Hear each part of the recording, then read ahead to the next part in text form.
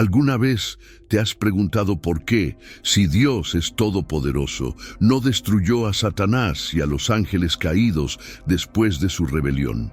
Es una pregunta que muchos de nosotros hemos tenido al leer las Escrituras, y uno de los mayores dilemas que enfrentamos al intentar comprender la naturaleza de Dios y la presencia del mal en el mundo. Si Dios es amor, y si es tan poderoso como nos dice la Biblia, ¿por qué no eliminó a Satanás y a todos sus seguidores inmediatamente después de su rebelión? ¿Por qué permite que sigan existiendo? Hoy exploraremos esta cuestión profundamente. A lo largo de este video, vamos a analizar lo que realmente la Biblia nos enseña sobre este tema tan complejo. Veremos cómo la existencia de Satanás, su caída y su permanencia en el mundo tienen un propósito divino, aunque no siempre lo comprendemos de inmediato. Imagina por un momento la majestuosidad del cielo, un lugar de pura gloria, paz y armonía, donde los ángeles adoran y sirven a Dios en perfecta obediencia. En este reino perfecto, Satanás, también conocido como Lucifer, ocupaba un lugar especial. Era un querubín, un ser celestial lleno de belleza, sabiduría y honor, encargado de reflejar la gloria de Dios. Su misión era estar en la presencia de Dios, adorándolo y sirviéndolo. Sin embargo, algo cambió.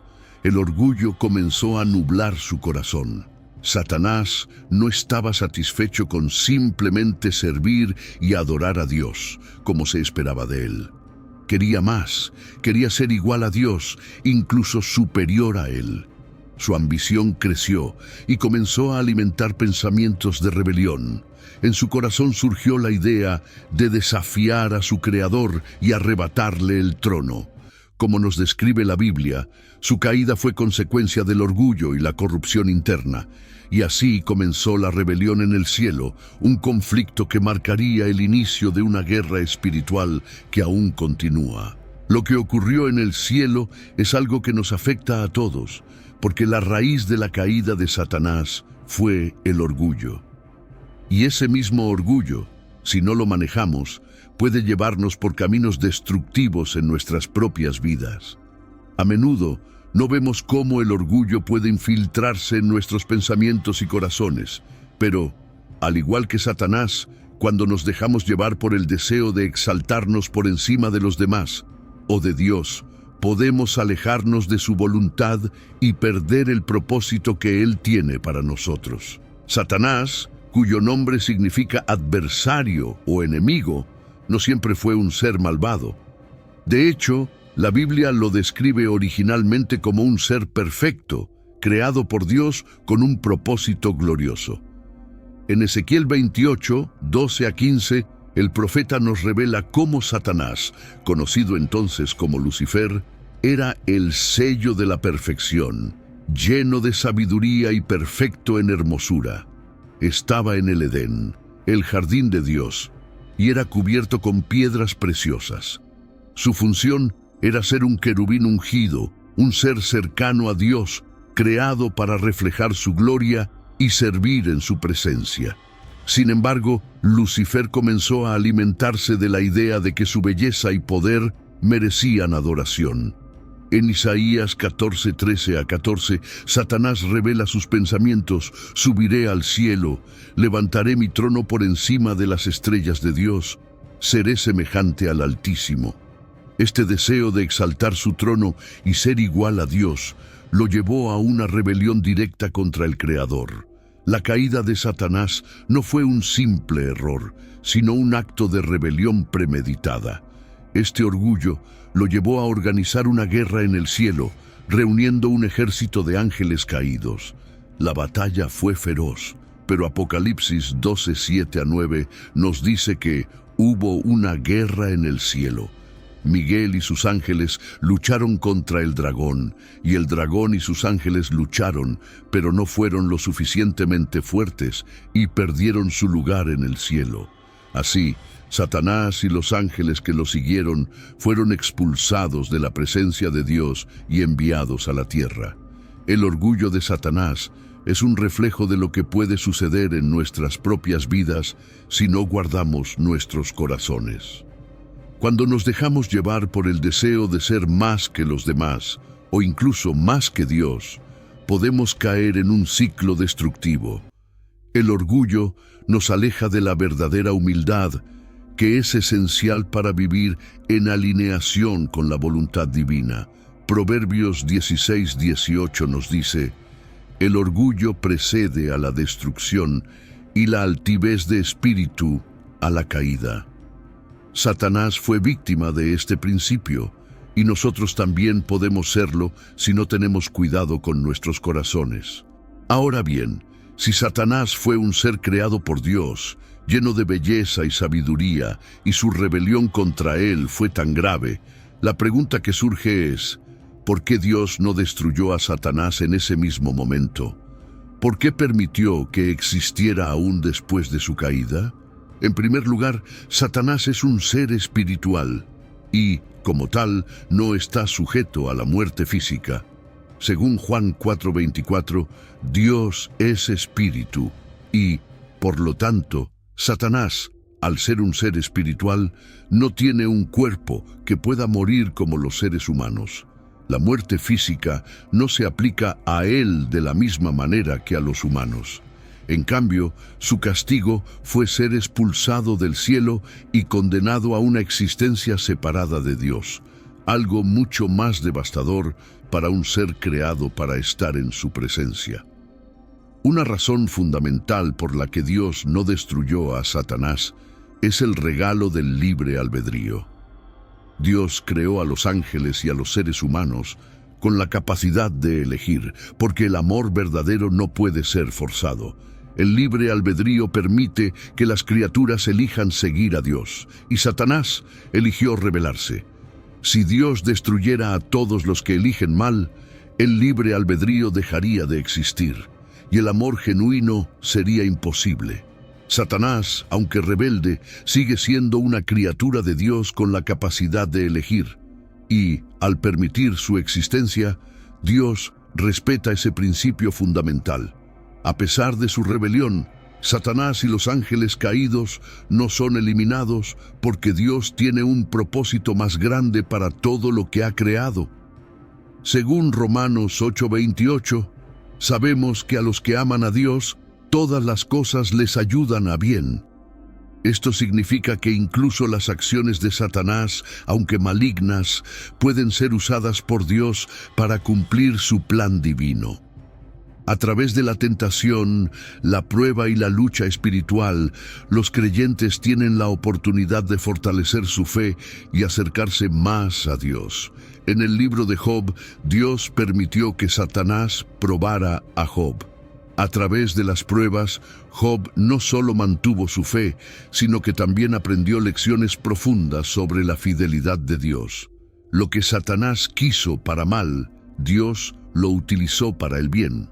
Este es un principio que se repite en toda la Biblia. Dios puede usar incluso lo malo para realizar algo bueno en nuestras vidas.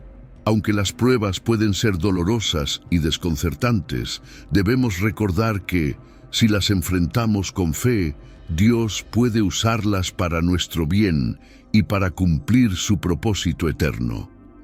Las luchas que enfrentamos no son el final, sino el comienzo de un proceso de refinamiento espiritual que nos acerca a Dios. El libre albedrío es uno de los regalos más grandes que Dios le dio a su creación. Es un principio fundamental que se encuentra en toda la Biblia y que es esencial para entender por qué Dios no destruyó a Satanás y los ángeles caídos inmediatamente después de su rebelión. Sin el libre albedrío, el amor no podría ser genuino. En Deuteronomio 30:19, Dios nos da la opción de elegir. Hoy pongo delante de ti la vida y la muerte, la bendición y la maldición. Escoge, pues, la vida para que vivas tú y tu descendencia. Este versículo refleja que Dios desea que elijamos libremente seguirlo, amarlo y vivir conforme a su voluntad. Pero esa misma libertad también abre la puerta para que algunos elijan el mal. Cuando Dios creó a los ángeles, les dio la capacidad de elegir, al igual que a los seres humanos. Satanás, que fue creado como un ángel de alto rango, usó su libertad para rebelarse contra Dios. Esta rebelión no fue un accidente, sino una elección consciente. Aunque Dios sabía que algunos elegirían apartarse de Él, les dio la libertad para hacerlo. Si no fuera así, la obediencia sería forzada y el amor hacia Dios no sería genuino. La existencia de Satanás y los ángeles caídos, por lo tanto, resalta la importancia del libre albedrío en el plan de Dios. Si Dios eliminara a todos aquellos que eligen el mal, estaría anulando la libertad que Él nos ha dado. La verdadera relación con Dios, basada en el amor y la obediencia, solo es posible cuando existe la opción de elegir. En el Nuevo Testamento, Lucas 10:18, nos relata las palabras de Jesús. Vi a Satanás caer del cielo como un rayo. Esta caída no fue un accidente, sino una consecuencia directa de su elección de rebelarse contra Dios. Jesús nos muestra que la batalla espiritual que comenzó en el cielo continúa en la tierra. A través de nuestra obediencia a Dios, podemos vencer el mal y las tentaciones que Satanás coloca en nuestro camino. Cada día nosotros también tomamos decisiones.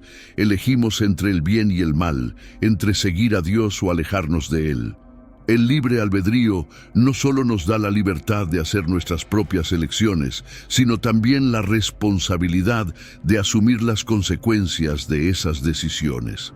La existencia del mal, aunque dolorosa, nos recuerda que nuestras elecciones importan y que debemos buscar siempre la voluntad de Dios. ¿Cuál es el propósito del mal en el plan de Dios?